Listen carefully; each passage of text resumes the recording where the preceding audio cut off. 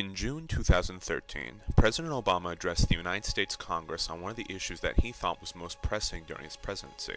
We want to let people living with mental health challenges know that they are not alone, and we've got to be making sure that we're committed to support those fellow Americans.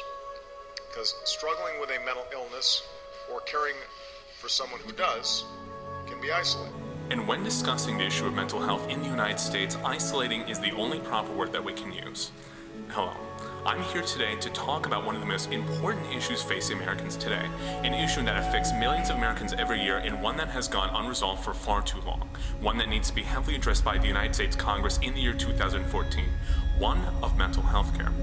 And as our own president puts it best, this is an issue that puts our own people into isolation, one that will not be solved until legislative help is provided. From the mental health facilities and hospitals in the 60s, to the increase of the homelessness in the 80s, to the constant cuts in healthcare of the 90s, even to the very recent cuts in mental health created by the Affordable Care Act, those with mental illness are no strangers to isolation. Those of us in the mental health community, consumers, family members, all the way to state officials, really appreciate the long overdue attention to this cause that seems to be emerging now. It's really fascinating how this attention is developing to an issue that we think is gravely serious, as Chuck has indicated, and really is long overdue. And as Michael Hogan went on to elaborate, the most unfortunate issue with mental health care is the sheer number of people who are currently facing the isolation of mental illnesses. As according to the National Institute of Mental Health, 26.2% of U.S. citizens over the age of 18 suffer from a currently diagnosable mental health illness. When this same data was evaluated in correlation with census statistics, it was concluded that this percentage tallies up to 57.7 million Americans. Yet, as an impact of mental illness is one very well understood for our American citizens, it is also one that impacts the lives of millions of people every single day. In some ways, this is a response to this tragic event that happened in December in Newtown, Connecticut.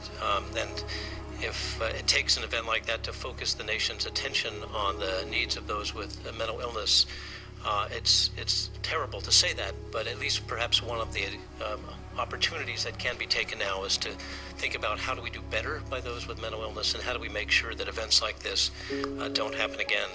Now, today we lose 22 veterans a day to suicide. 22. We've got to do a better job than that. Mental health has been in the headlines since Senator Credeets was stabbed by his son, who later killed himself at their home last week. But one issue that hits even closer to home, one that is understood by everyone despite their involvement in politics, the most important is suicide. According to a report by the Center for Disease Control and Prevention, over 30,000 Americans take their own life every year. And out of this number, 90% of them have diagnosable mental disorders. Unfortunately, while some people are very willing to treat and diagnose their own mental illnesses with professional help, an unavoidable boundary of cost is present with current mental health care, one that needs to be addressed by Congress in this next year, and one that needs to be resolved for the sake of the United States citizen. In a study conducted by the Henry J. Kaiser Family Foundation, it was found that 45% of people that do not receive the mental health care treatment they desperately need refuse treatment due to the fact that they cannot afford it. However, disparities in cost also rise from unequal spending, as according to the journal Health Affairs, the United States spends only 5.6% of total healthcare spending on mental health care, creating an underfunded system when compared to physical health care. Well, I think mental health is tied as much to your physical health as anything. You know, a lot of people who have emotional health issues, then they aren't as well equipped to take care of chronic disease management. And even for those who can afford mental health care, another issue that many of these patients face is the countless shortages of mental health institutions. I can't imagine a family who has a loved one in a mental health crisis who's told that the nearest bed is across the street, and a patient who doesn't have the support of their family and their community in terms of healing. So many institutions right now are running in the other direction and closing beds that are, have been dedicated to behavioral health. as according to the Bureau of Labor Statistics, 89.3 million Americans live in areas that have shortages of professional mental health facilities. Those case managers have a huge caseload because they keep cutting.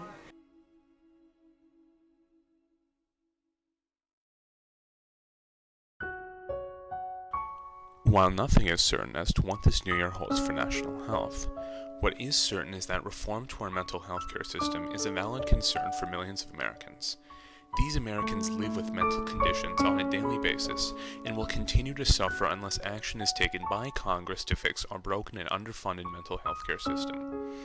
Until then, these people will continue to live in isolation.